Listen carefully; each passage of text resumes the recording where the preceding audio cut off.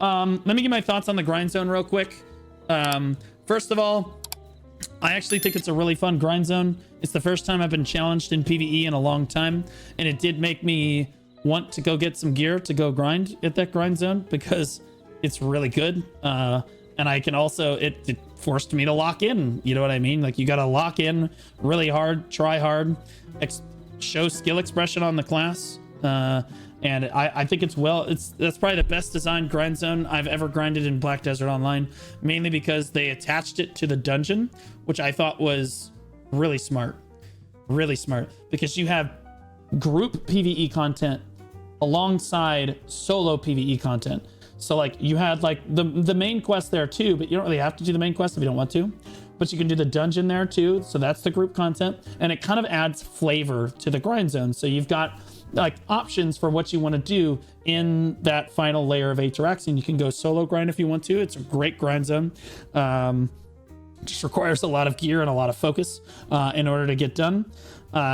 Or you can go do the dungeon with your friends on 2 different versions of difficulty. Or again, the main storyline is actually the best storyline that I've seen them produce. And again, the bar for that was extremely low. So it's not like some crazy Final Fantasy stuff, but I thought that the main quest was actually really good. I sat through it. It took like an hour and a half, 2 hours. If you speed ran it, it would take you 15 minutes maybe. I hear you, to do the main story. But hear me out. Fishing. Right.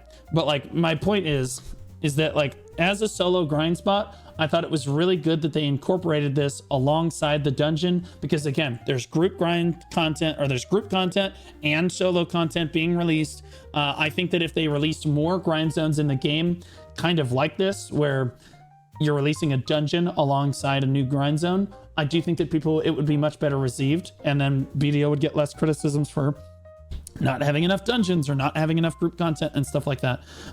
Obviously having a group grind zone would be really nice, but like also again, I think that they should keep coming out with dungeons like this. This is how they should release grind zones in the future. You release it alongside group content, and you know, there's a main story there. So again, there's backstory going on. I know where all these mobs came from. They're not just random beings there. Like, I don't know. It felt really good, and it had me lock in. As far as the mechanic of the grind zone goes, it was relatively simple. Don't get hit.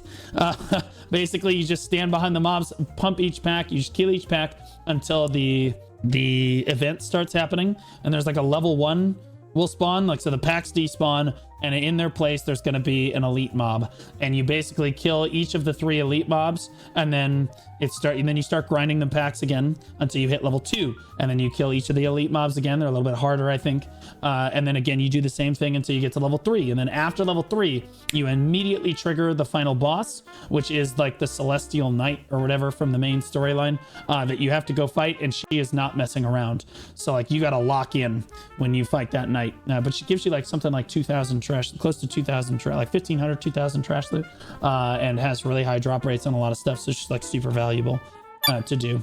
And again, like it requires you to be locked in basically the entire time. But if